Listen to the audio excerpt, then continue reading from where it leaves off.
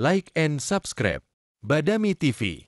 Bapak Presiden yang saya hormati, Bapak Wakil Presiden, jajaran Menteri Kabinet Kerja yang saya hormati, Bapak Menteri Agama, Bapak Panglima, dan seluruh jajaran pemerintah Republik Indonesia, tamu undangan, para alim, para ulama yang berbahagia. Alhamdulillah,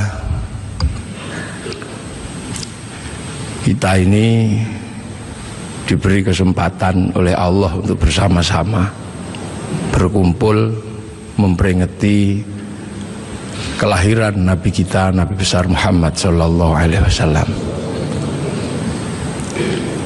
sebagai sebuah upaya untuk mengingat bahwa alhamdulillah kita ini menjadi manusia yang bisa menemukan seorang nabi. Ada nabi yang orang-orang tidak bisa menemukannya. Nah, kita ini di negeri yang sangat jauh masih menemukan seorang nabi. Afrika tidak lebih jauh dari Arab, Eropa tidak lebih jauh dari Arab.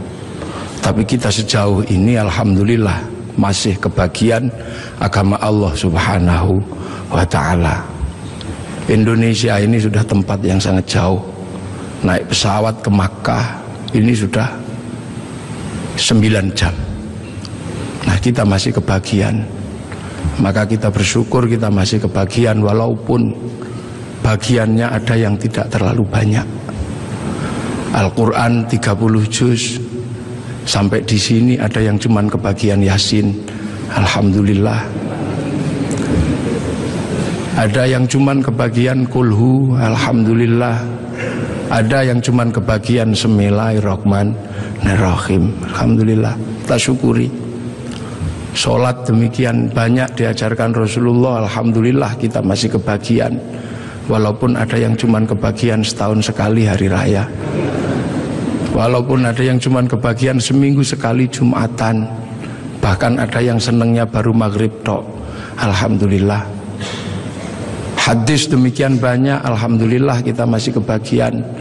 Walaupun hanya ada yang kebagian satu, dan yang satu kebagian kullu bid'atin dholalah wa kullu dholalatin finnar, yang satu kebagian innamal a'malu bin niat, alhamdulillah. Doa yang sebegitu banyak, alhamdulillah kita masih kebagian. Walaupun hanya 2, ada yang kebagian doa makan sama doa ke kamar mandi.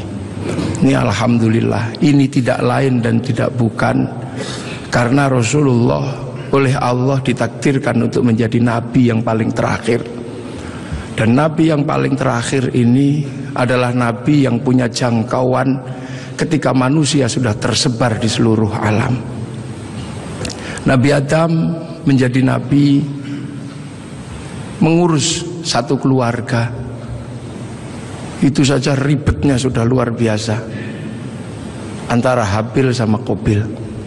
Nabi Nuh menjadi nabi, jangkauannya satu kaum. Itu aja ribetnya udah luar biasa. Nabi Ibrahim satu bangsa, itu aja ribetnya sudah luar biasa. Makanya dibekali oleh Allah mukjizat-mukjizat yang luar biasa. Nabi Musa, nabi yang ngurus satu negara Mesir. Itu saja Allah membekali Nabi Musa dengan bekal-bekal yang luar biasa. Punya tangan masuk saku, keluar jadi listrik. Punya tongkat dilemparkan bisa jadi naga. Punya tongkat dipukulkan ke laut menjadi jalan tol. Makanya kalau Pak Jokowi menemukan tongkat itu, kayaknya tidak terlalu sulit untuk membangun jalan tol di Indonesia.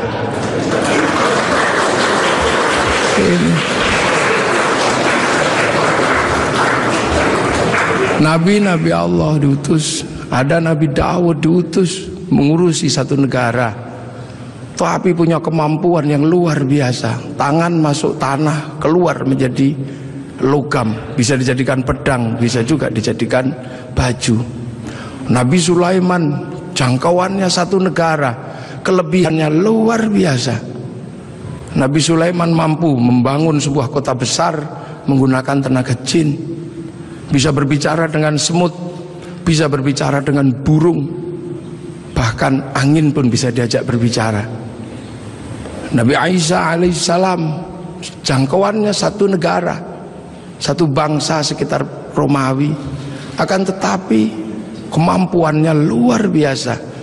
Manusia yang buta dipegang matanya bisa melek kembali, orang mati bahkan bisa dibangunkan. Wih, itu bangun.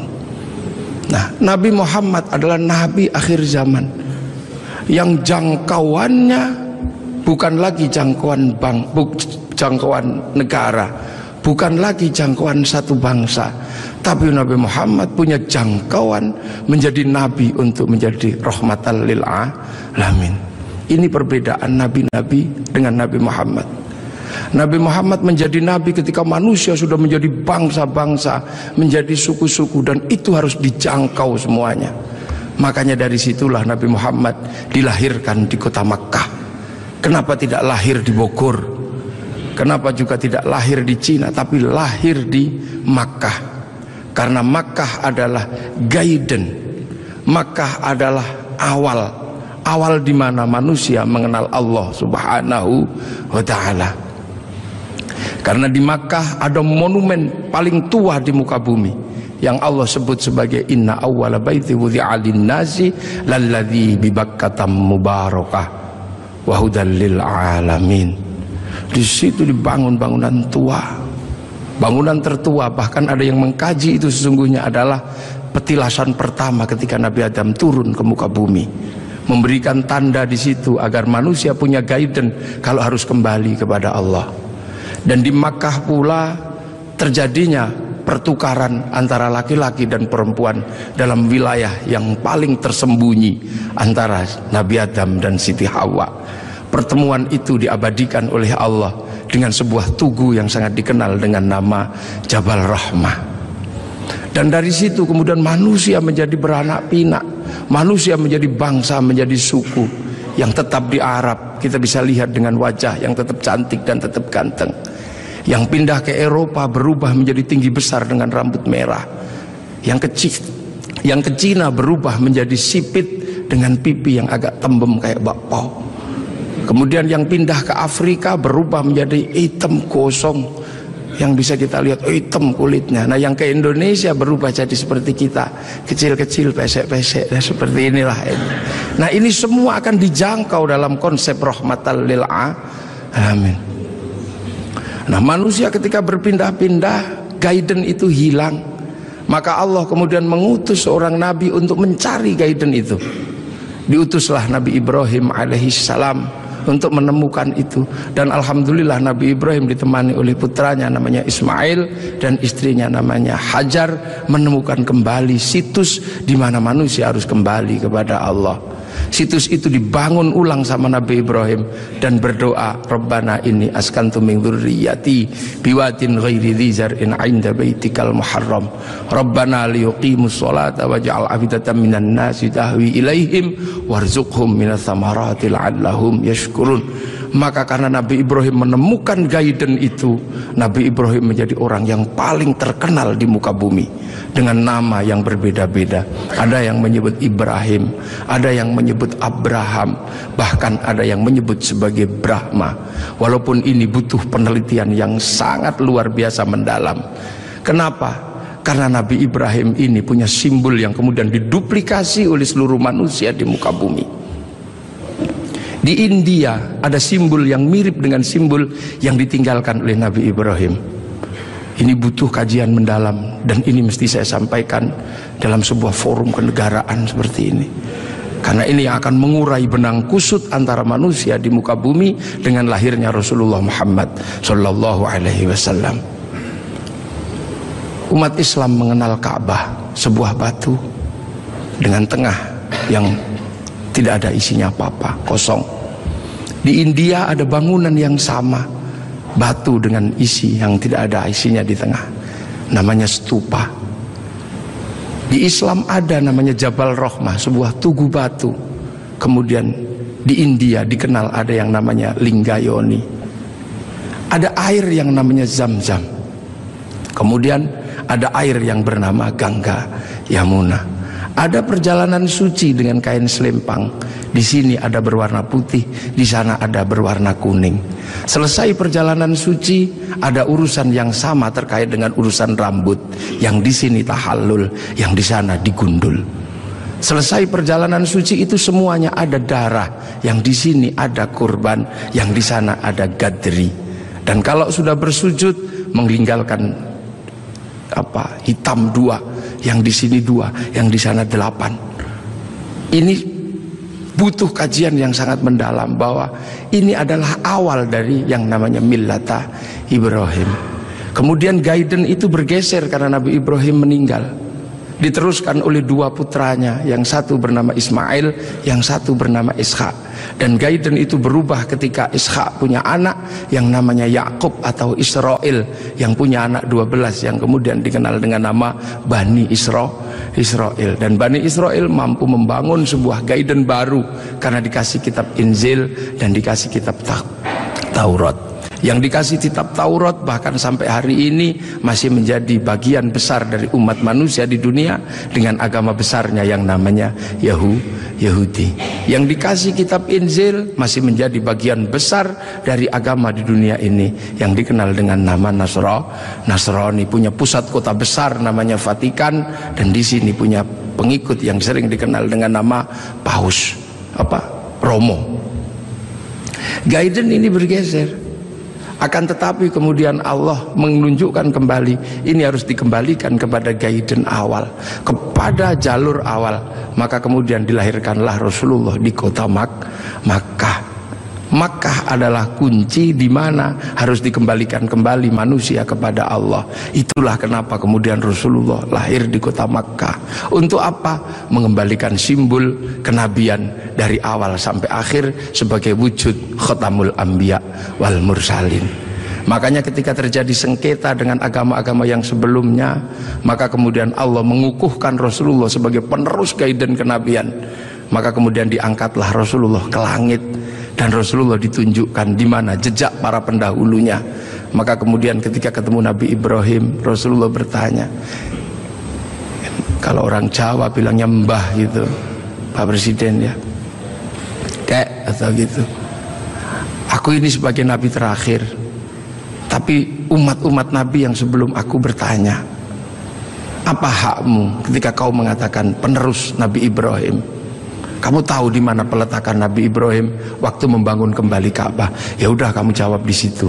Kamu tandai nanti kalau kamu turun, kamu tandai itulah tempatku, namanya Jabal Rahmah.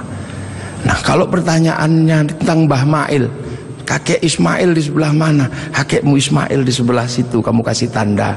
Itulah yang disebut Khijir Ismail. Lah kalau nenekku Hajar di sebelah mana? Nenekmu Hajar cari airnya di sebelah situ. Itu yang satu namanya Sofa, yang satu Marwah. Lah penjenengan melempari setan itu di sebelah mana? Sebelah situ. Nanti kamu kalau turun kamu kasih tanda biar tidak dilupakan manusia. Itu itu Jamarat Ula, yang itu Wusfa, dan yang itu Aqobah. Nah sekarang kalau gitu yang dulu punya Ka'bah ini siapa? Itu kakekmu Adam. Mumpung orangnya masih di situ, kamu tanyalah, Mbah, apa itu apa? Ka'bah itu dulu aku khawatir, aku turun ke sini takut kehilangan jejakku. Ku kasih tanda dan disebut inna awwala baiti wudi'a lin-nasi lalladzi bi Bakkah mubarakah. Nah kalau Jabal Rahmah itu apa? Kayak kalau bahasa kita, waduh kalau itu saya tunggu I love you ku sama nenekmu Hawa. I love you ku di situ kita tanda. Pokoknya kalau kamu nanti turun jangan kamu lupakan, kembalikan seluruh jejak kenabian. Maka semenjak itu kemudian umat Islam bersama Rasulullah diperintahkan untuk beribadah haji. Nah inilah makanya kalau ada pertanyaan besar, kenapa Rasul tidak lahir di Jakarta? Kenapa Rasul tidak lahir di mana? Karena Rasul adalah khatamul anbiya wal mursalin, dan jejak kenabian yang mengarahkan kepada Allah ada di Makkah, dengan situs tertuanya adalah Ka'bah. Pemahaman tentang Rasulullah lahir di Mekah ini juga akhirnya menjadi kunci. Kunci apa? Kunci bagi kita semua bahwa kita bukan orang Makkah, kita orang Indonesia. Rasul di Makkah. Rasul ini lahir di Arab. Maka kemudian pelajaran Islam pertama didedikasikan untuk mengajari orang Arab agar kembali kepada Allah. Dan Rasul tidak pernah kemana-mana. Rasul mengajarkan Islam hanya sampai di kota Madinah. Setelah itu dalam waktu 22 tahun Rasulullah meninggal. Nah, memahami Rasul yang lahir di Mekah adalah menjadi tonggak. Lantas bagaimana bisa Rasul yang ada di Makkah bisa sampai ke Indonesia ajarannya, dan 90% penduduk Indonesia mengikuti Rasulullah Muhammad sallallahu alaihi wasallam. Ini pasti bukan sesuatu yang mudah. Dalam bahasa Al-Quran, siratal mustaqim, ada yang namanya siratal ladzina an'amta alaihim. Dan inilah yang membuat kemudian kita dengan peringatan Maulid akan ada sesuatu yang bisa sangat menjadi refleksi dasar antara Makkah sama Madinah, antara punya sejarah yang sangat panjang, dan itu bukan datang dengan tiba-tiba. Rasulullah di sana mengajarkan orang-orang sana dengan gaya di sana. Rasulullah sangat terkenal ketika mengajarkan Islam. Rasul bukanlah orang yang keras. Rasul juga bukan orang yang membabi buta. Rasul dijelaskan, anitum harisun alaikum bil mu'minina raufur rahim. Rasul begitu berharap bagaimana umat ini kembali kepada Allah. Maka Rasul punya sistem pembelajaran kepada umatnya dengan cara yang berbeda-beda, dengan cara yang sederhana. Ada yang pinter kelasnya Sayyidina Ali, diajarkan dengan cara standar orang pinter. Ya Ali, kamu sholat. Ali, iya ya Rasul. Yang khusyuk, ya. Nanti kalau kamu khusyuk, kamu akan saya kasih serbanku yang hijau atau yang merah, terserah kamu pilih yang mana. Sayyidina Ali sholat, selesai sholat langsung menyatakan, yang hijau ya Rasulullah. Pasti kamu gak khusyuk karena kamu menginginkan yang hijau. Ulangi lagi, dan begitu seterusnya, sampai akhirnya Sayyidina Ali ketika sholat dipanah kakinya tidak kerasa. Setelah itu Rasulullah mengimami sholat orang-orang dengan kelas-kelas kayak Sayyidina Ali. Tapi bagi kelas yang kedua menjadi masalah.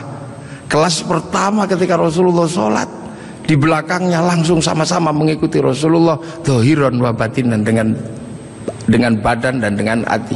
Tapi yang belakang bermasalah karena mereka punya kebiasaan ratusan tahun bahkan ribuan tahun menyembah berhala. Ada wujudnya dan ada namanya serta bentuknya beda-beda.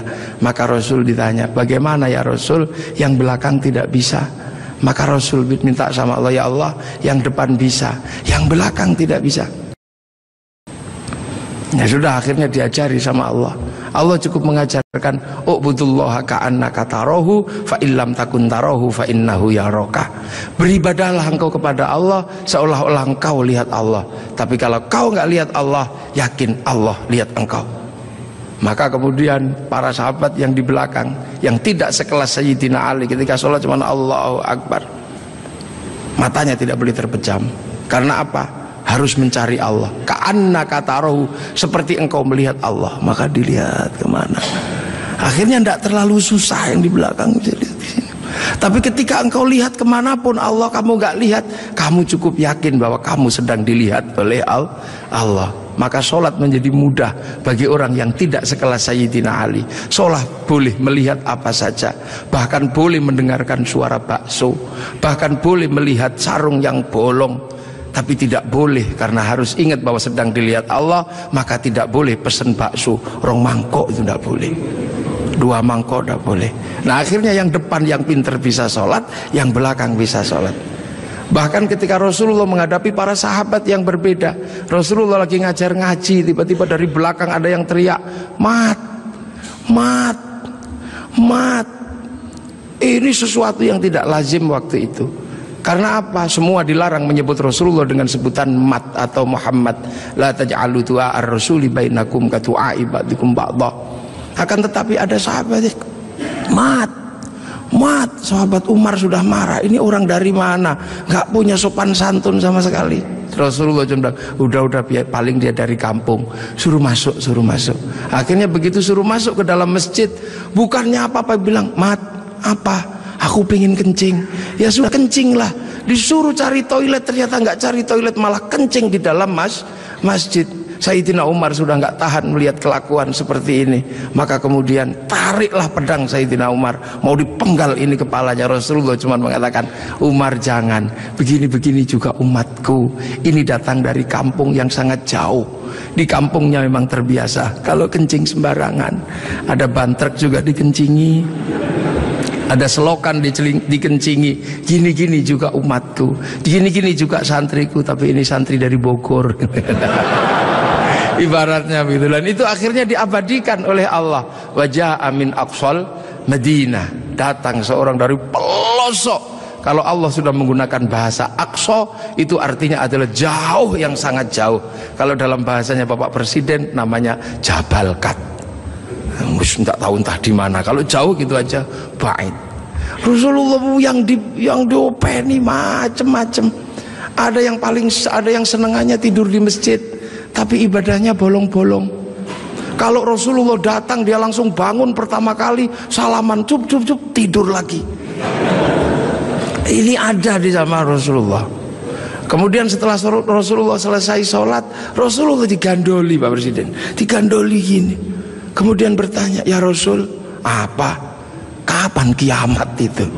Kamu itu jangan tanya kiamat.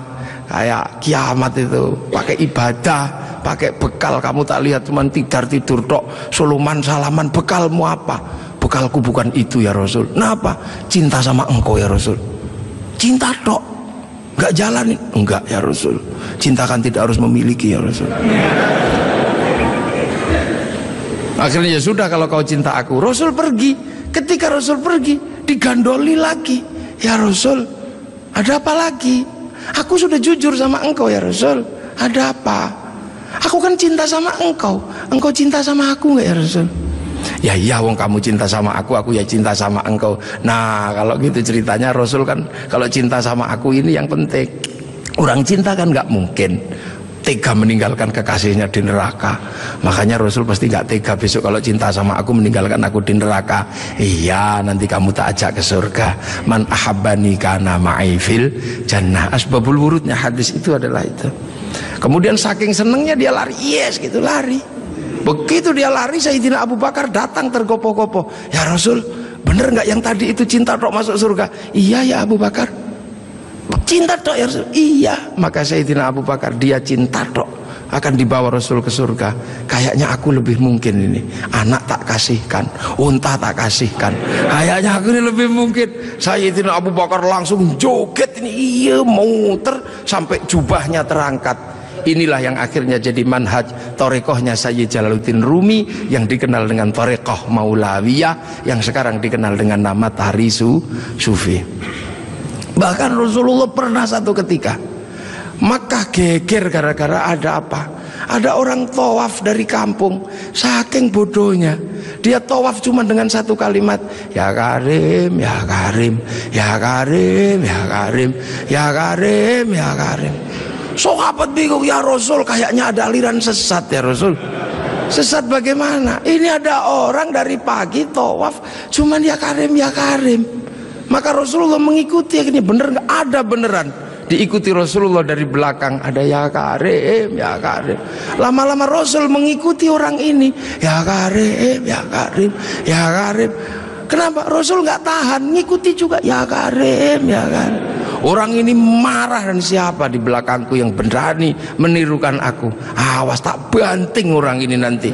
Aku pukul. Ternyata apa, orang ini nggak tahan, akhirnya balik ke belakang. Rasul dipegang, dipiting begini. Kamu ya yang menirukan aku, ya Karim, ya Karim ya.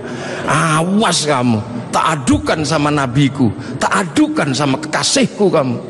Rasul merasa Nabi bertanya, Mas atau Bang, terus nabimu siapa? Nabiku Muhammad. Muhammad siapa? Muhammad ibni Abdillah. Kamu pernah ketemu? Belum. Nanti kamu tak banting di sana. Begitu dia bilang, dia menyatakan bahwa dia adalah apa? Umat Rasulullah. Rasulullah semadek, ya Allah, tak kira umat siapa, ternyata ini umatku juga.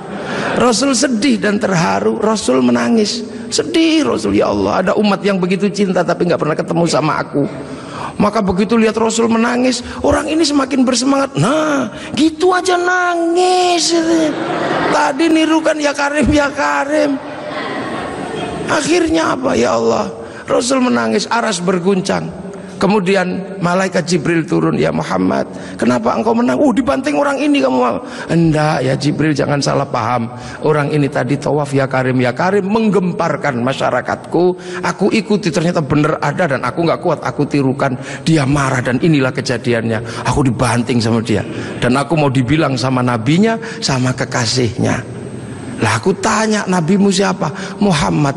Muhammad kan aku sendiri, Bril. Berarti ini umatku. Aku terharu, sakit, Bril.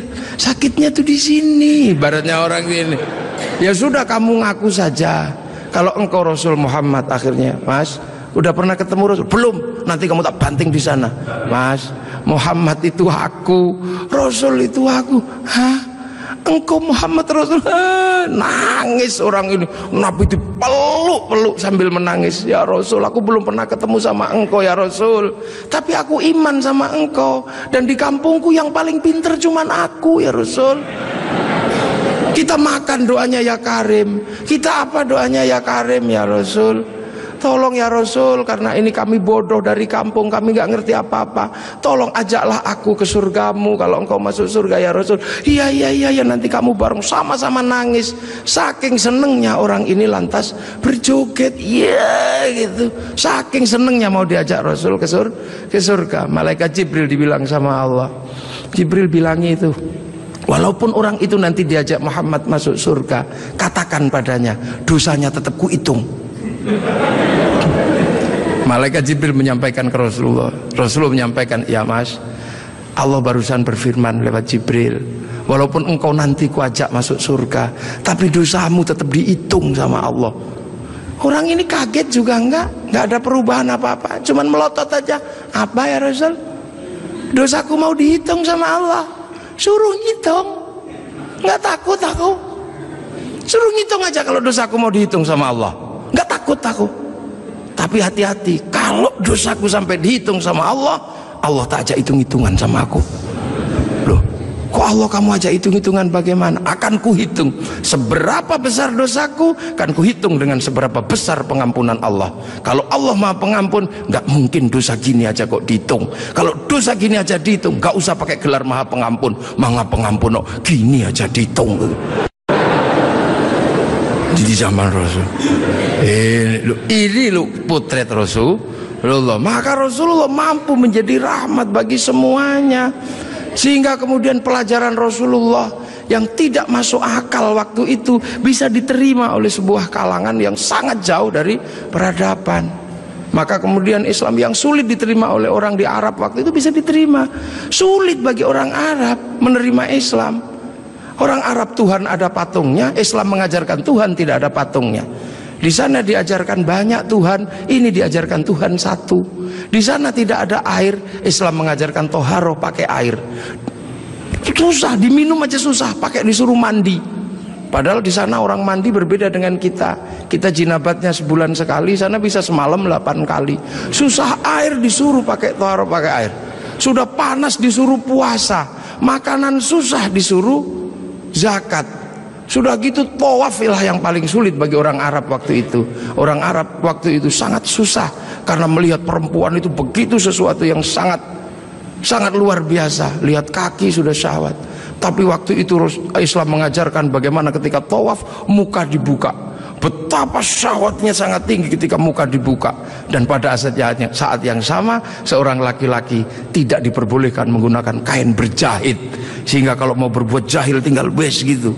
Itulah ujian terberat waktu itu. Dan itu susah dipahami oleh orang Arab. Makanya memahami Rasulullah itu tidak mudah.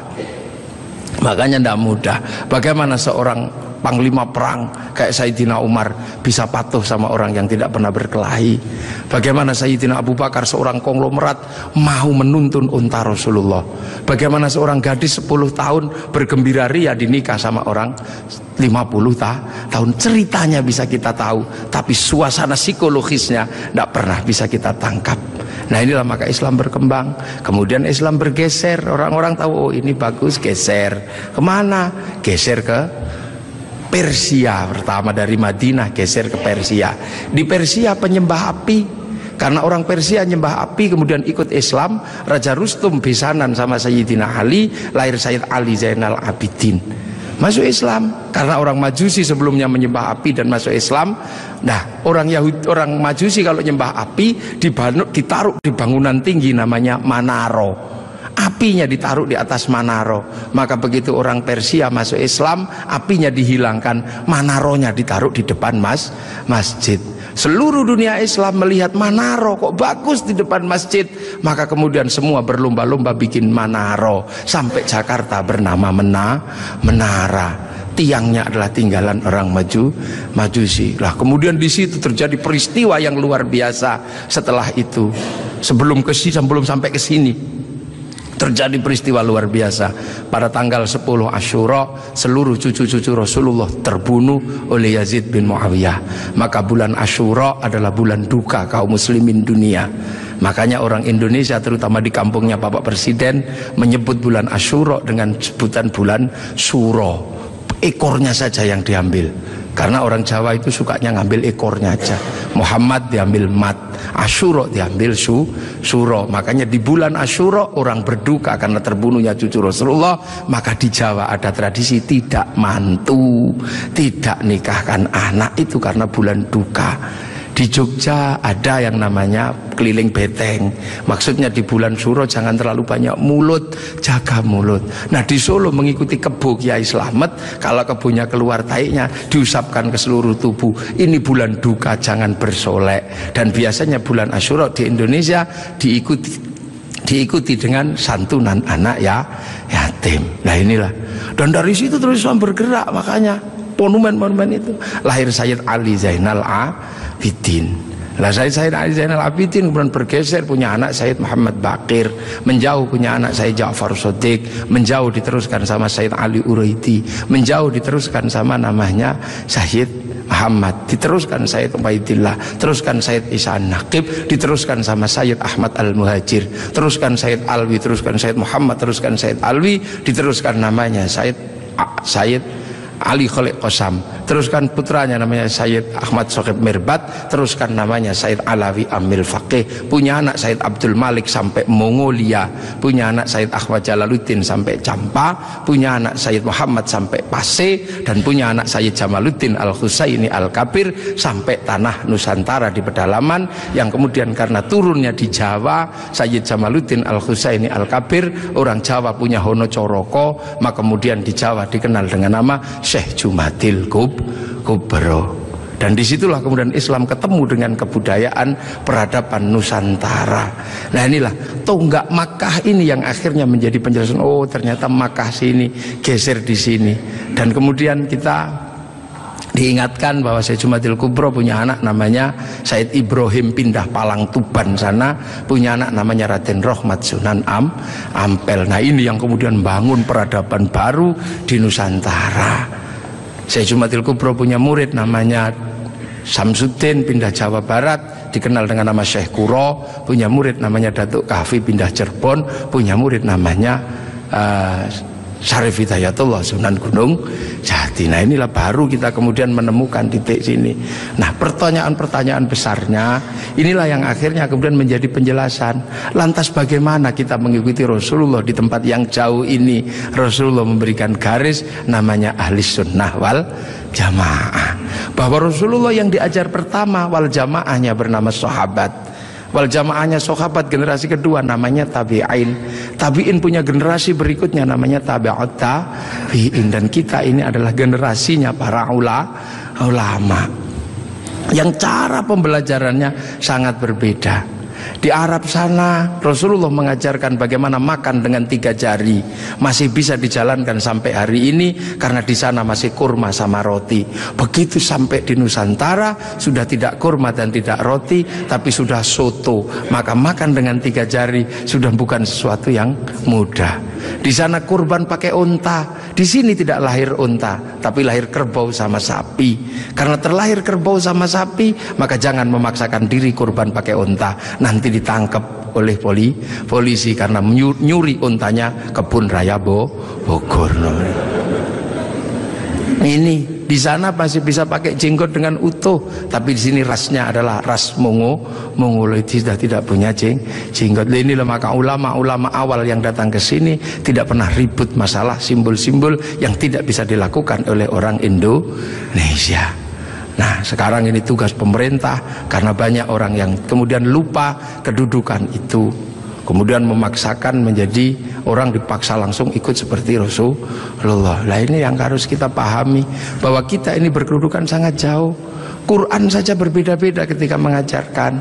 Di awal Rasulullah Quran tidak ditulis. Kenapa? Karena sahabat apal Quran. Orang apal tidak perlu menulis. Saya apal wajah istri saya, nggak pernah bawa fotonya kemana-mana, karena saya apal. Makanya ibu-ibu yang fotonya dibawa kemana-mana jangan seneng dulu. Jangan-jangan karena belum apal. Lalu kemudian setelah Rasulullah meninggal, sahabat nulis Quran. Nulis Quran sahabat. Untuk apa? Untuk tabiin yang tidak ketemu Rasulullah. Tiba-tiba generasi sahabat meninggal, tabiin mengajar bawahnya.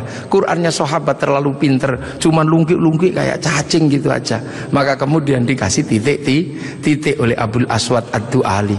Disebar lagi, generasi pertamanya hilang, titik-titik nggak cukup, maka dikasih fathah, kasroh, dhamma atau syakal. Yang ngasih syakal Syekh Khalil bin Ahmad Al-Farahidi. Disebar lagi, yang baca Quran karena Islam rahmatan lil alamin, bukan lagi orang Arab semata.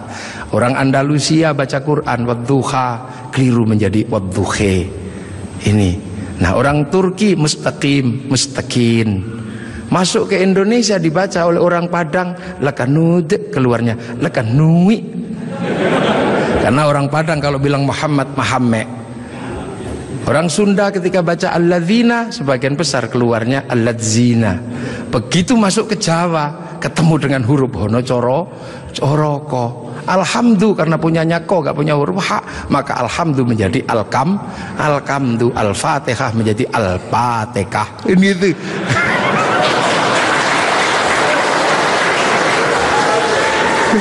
Nah, ini orang kalau ngerti proses kodifikasi Quran pasti tahu. Ketika masuk ke semua negara pasti berbeda. Al-fatihah menjadi al-fatihah. Dan ini yang dialami oleh Bapak Presiden Republik Indonesia. Iya, makanya Al-Fatihah itu.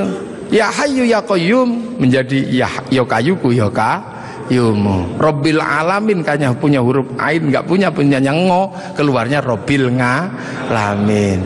Nggak punya dot, punyanya lo, maka Ramadan keluarnya Romlan. Begitu dibaca orang Bali sangat susah karena orang Bali nggak bisa bilang tok, bilangnya tok. Maka sirotol menjadi sirotol ladzina an'amta alaihim. Islam berkembang ke semua negara dan berbeda. Ketika dibaca oleh orang Bugis alaihim, keluarnya alaihing. Karena orang Bugis kalau bilang n jadi eng, kalau bilang eng jadi n.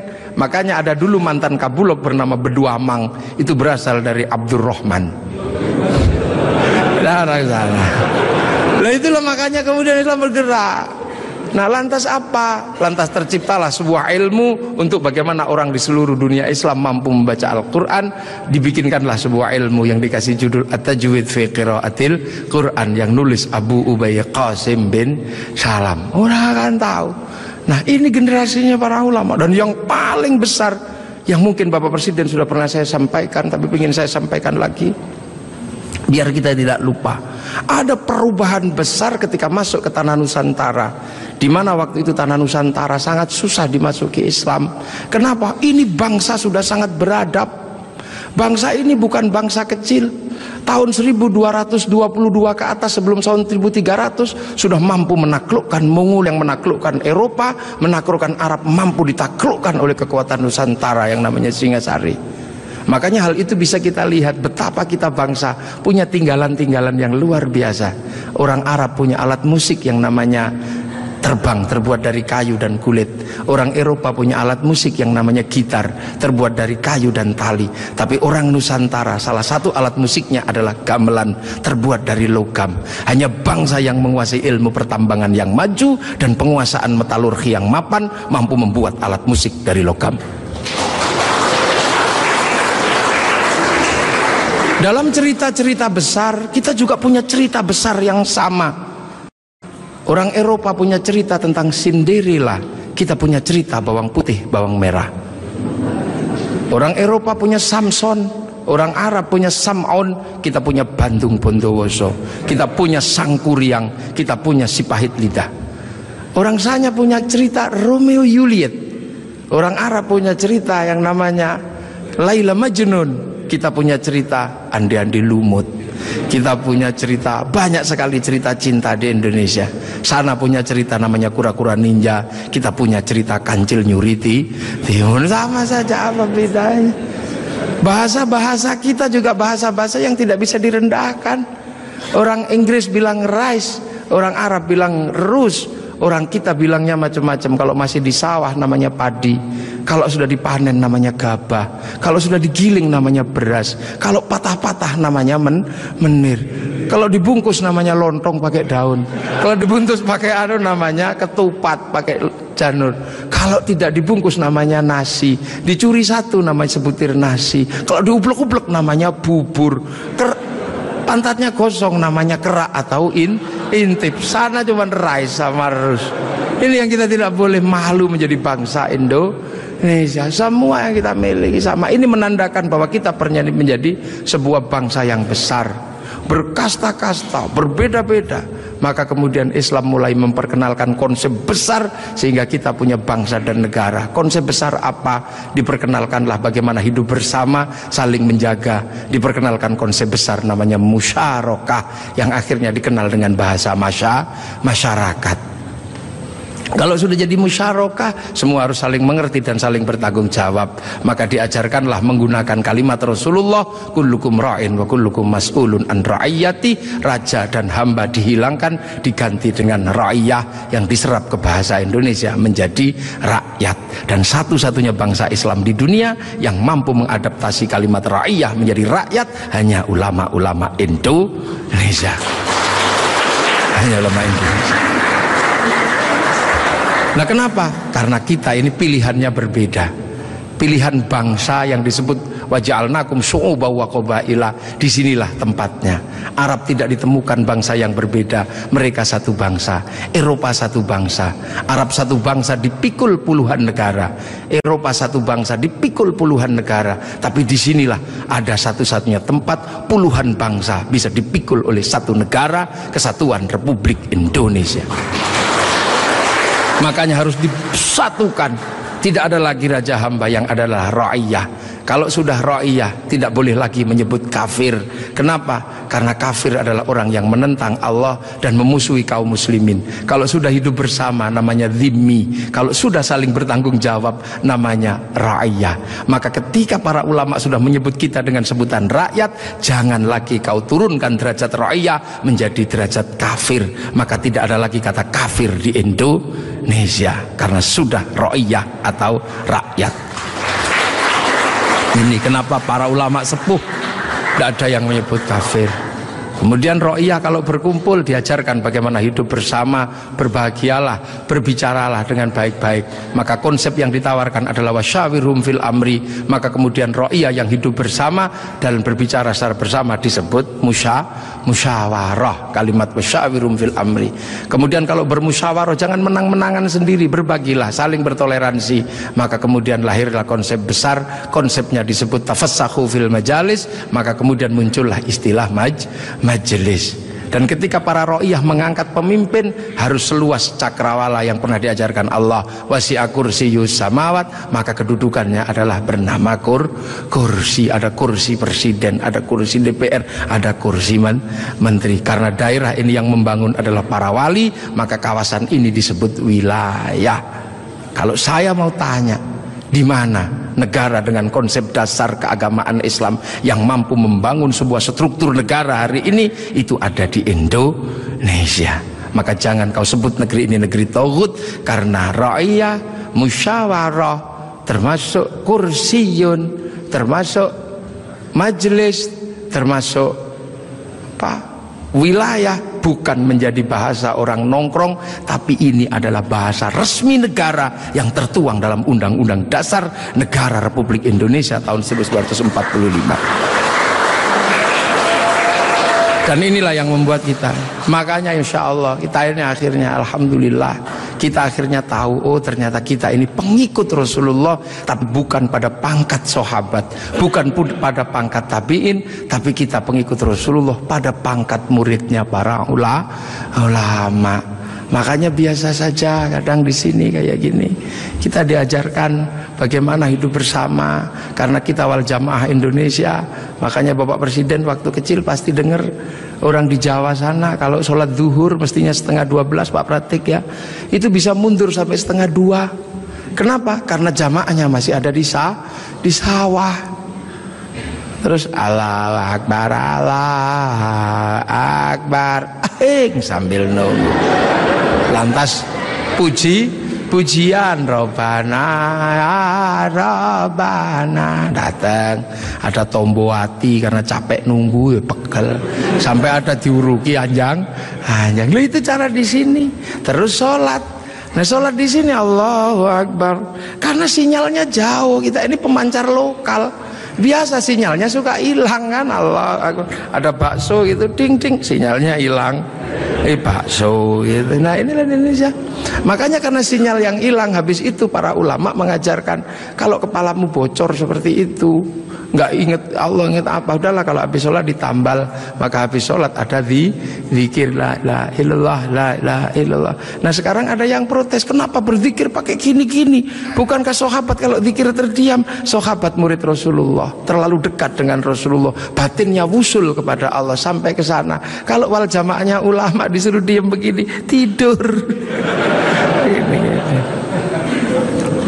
Nah puasa juga sama. Orang Indonesia kalau puasa nggak terlalu khusyuk karena keluar rumah ada belimbing, ada jambu. Kalau di Arab keluar rumah ketemunya padang pasir lebih khusyuk. Maka di sini lebih sering disuruh tidur gitu. Dalilnya apa? Naumuso imin ibadah. Nah kalau malam pakai doktek. Setelah itu halal.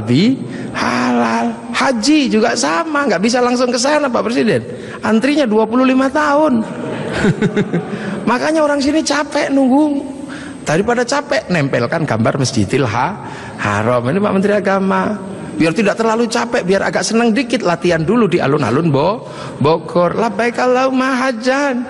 Ihramnya beneran, niatnya beneran, tapi Ka'bahnya triplek. Lah ini namanya mana sih haji? Lah ini wal jamaahnya baru ini, dan ini ada di Indonesia. Itu akhirnya orang tahu pangkatnya dengan Maulid. Oh Rasul Mekah, kita Indonesia. Ada jarak yang sangat panjang, ada jarak waktu, ada jarak ruang. Nah ini kalau kita pahami dengan bahasa yang sederhana, fa insyaallah Islam di Indonesia akan tetap menjadi Islam yang ramah, Islam yang tidak kasar, Islam yang tidak gerasa gerusu, mampu ngayomi seluruh manusia yang berbeda-beda, seperti Rasulullah yang anittum harisun alaikum bil mu'minina raufur rahim ihdinas siratal mustaqim. Assalamualaikum warahmatullahi wabarakatuh. Allahumma shalli ala Muhammad.